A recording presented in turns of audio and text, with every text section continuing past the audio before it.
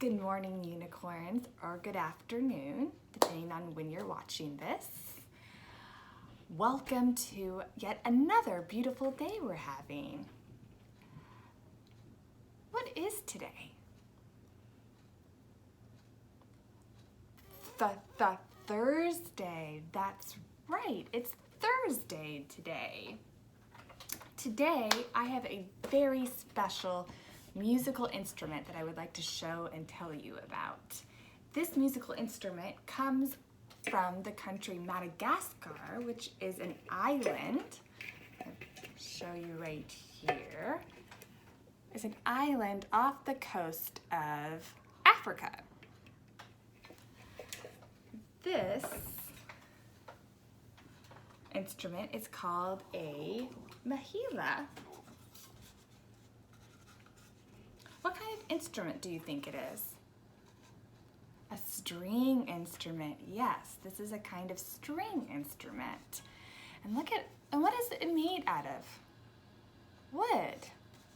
And look at these beautiful carvings they've made on the instrument of trees and animals that you would find in Madagascar. It's like it's telling a story about where it came from. The way that you play this instrument is you put it between your legs and then you just strum the strings. Kind of like on a guitar and a violin. It's the same idea. And then there are these little wooden pegs that you can move down or up, and it changes the sound of the music that you're playing. So again, this is a mahila, and it comes from Madagascar, a country, which is a country from in Africa. Now, it is Science Thursday today, so we're going to do some science experiments. But before we do those experiments, we're going to learn some more new words. Can anyone remember the word we learned yesterday? What was yesterday?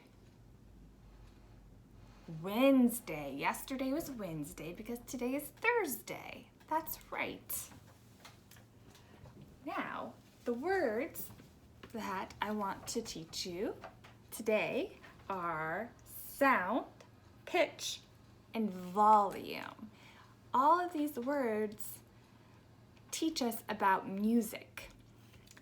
And the word sound, what is that? You know what that word means, right? It's anything we can hear. And anything we can hear comes through what we call vibrations, which is just the way that sound moves through the air until it reaches our ears.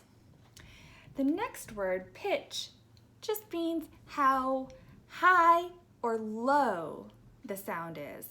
Like on a xylophone, you learn how high a note is and how low a musical note is. And volume just means how loud or soft a sound is.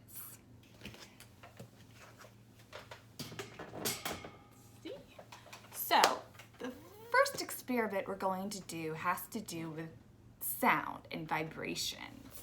All you need for this experiment is what we've been using all week, rubber bands. And you're just gonna take whatever rubber band you can find. I'm gonna pick one. And you're just gonna put it between two of your fingers, okay? You're gonna start with your thumb and then go to your pointer. And then you're just gonna pull it and see, oh, it came off. And you're just gonna strum it like you're strumming a guitar. And you can put it closer to your ear to make it easier to hear what sound it's making. And then you're just gonna go to the next finger and do the same thing. And then the next finger. And finally, the pinky. And you can also do it this way and strum with your thumbs. And all we're really doing here is seeing how the sound changes depending on how far the rubber band gets stretched.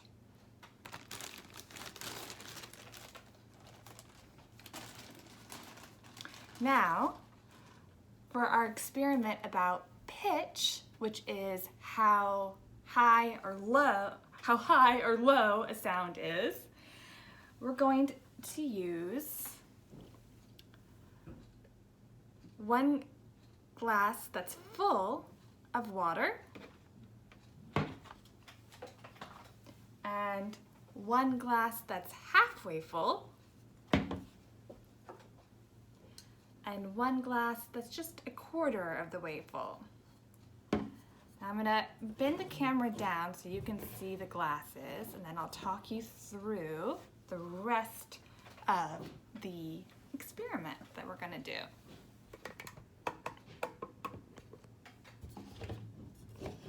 Okay. So, the last thing you're gonna need for this experiment is a metal spoon. And all you're gonna do is you're gonna just tap each glass. And you're gonna see how they make different sounds. Which is a low sound?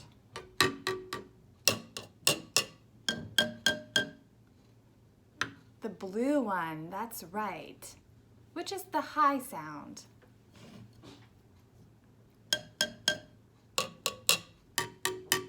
The yellow cup. Yes. So again, all you need for this experiment are 3 glasses. You can, and food dye, if you have it, it can make it easier to see how each cup makes a different sound. And you're gonna fill 1 glass all the way to the top, 1 halfway, 1 quarter of the way, and then you need a metal spoon, and you're just gonna experiment with what sounds each cup make. What does this remind you all of?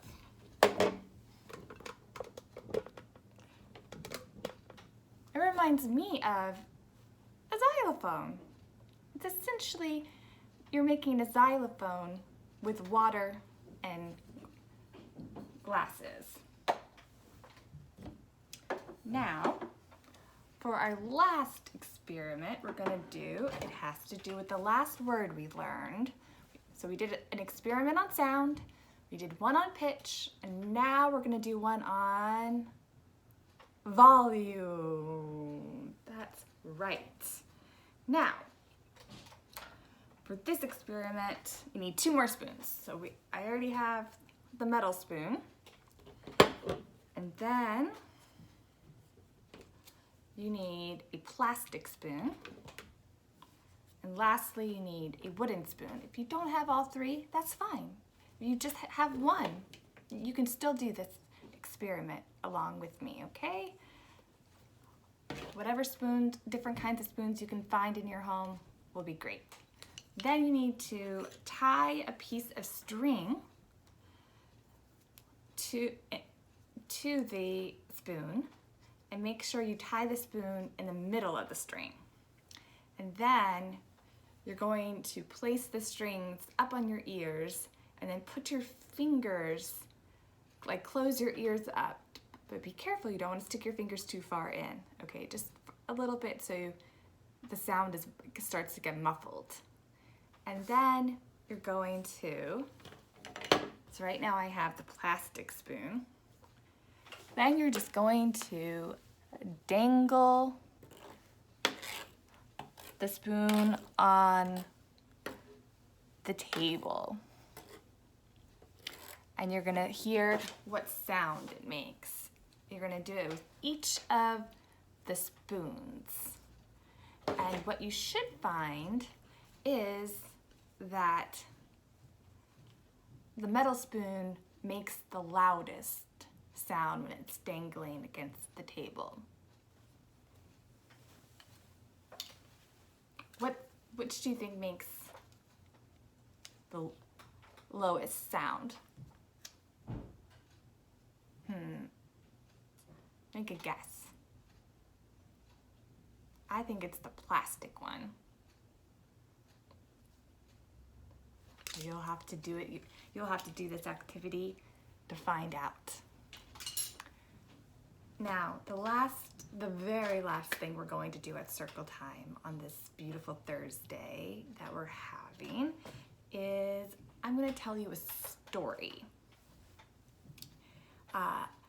And then we're going to talk about feelings within that story. So I'm going to point the camera down to some characters that I'm going to introduce to you now, and then I'll narrate a story to you. And then after the story is done, we're going to talk about what happened. This is our Starbright pony. Hello, Starbright.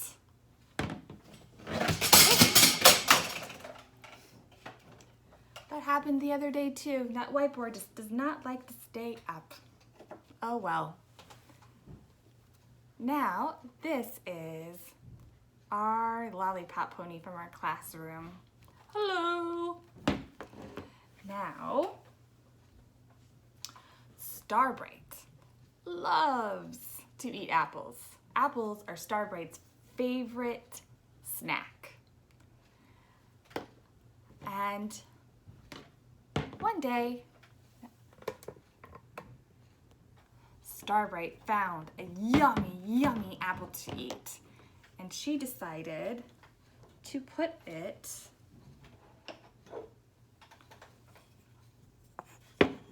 on her table. And right before she was about to eat it, she all of a sudden got really thirsty. So Starbright decided to go find some water to drink. So she left. Bye-bye, Starbright. And she's gonna find some water. Do you know who else likes apples a lot? That's right. Lollipop. Lollipop loves apples just as much as Starbright, and she found a yummy apple to eat too. And she's bringing her apple to their home. But before she gets there, a big gust of wind comes and blows Starbright's apple off the table. Let's see so you guys can see. And once Lollipop comes back with her apple, she puts her apple on the table. And guess what? She gets really thirsty too.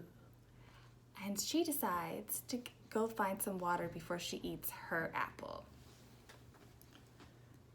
Now, we know whose apple it's who, because we've seen the whole story. We've seen Starbright find an apple and place her apple on the table. And then we've seen the gust of wind blow her apple off the table. And we've seen Lollipop bring her apple and place it on the table. And they both went to get a drink of water. Now, Starbright is gonna come back. And she's gonna wanna eat her apple that she placed on the table. So that's what she's gonna do. She's going to eat this apple.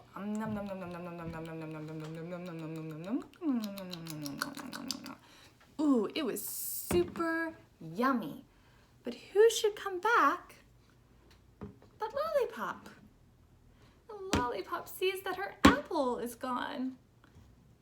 And it's probably feeling either sad or mad or confused about what happened to her apple. Now, did Starbright know that the apple was Lollipop? Really Lollipop's? No. She didn't. She thought that the apple on the table was hers because that's where she left it. She didn't see the wind blow her apple to the ground. She came back and ate the apple that she thought was hers because it's where she put it. She made a mistake. Right? All she did was make a little bit of a mistake. Now, why do you think I'm telling you this story? Well,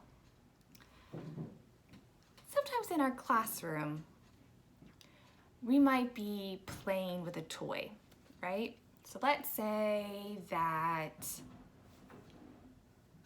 Sam is playing in block area and he is playing with his favorite car. And then he has to go to the bathroom. So Sam goes to the bathroom and another friend joins block area and they see the car that Sam was playing with on the ground, but they didn't see Sam playing with it. And they like that car too a lot. So they start to play with it. Now Sam returns from the bathroom and sees that someone's playing with the toy that he had. And Sam can in that moment get really mad, be like, that was mine. But what's important to remember in those moments is people make mistakes and we don't always know all the things that other people do. And so it's important to, in those moments, take a deep breath and say to that friend, excuse me, I was playing with that car. I was just in the bathroom. Okay? Well, I hope you enjoyed today's circle time. And I will see you very soon in our next video where we're going to read a very special book called Gilberto and the Wind. See you soon, unicorns.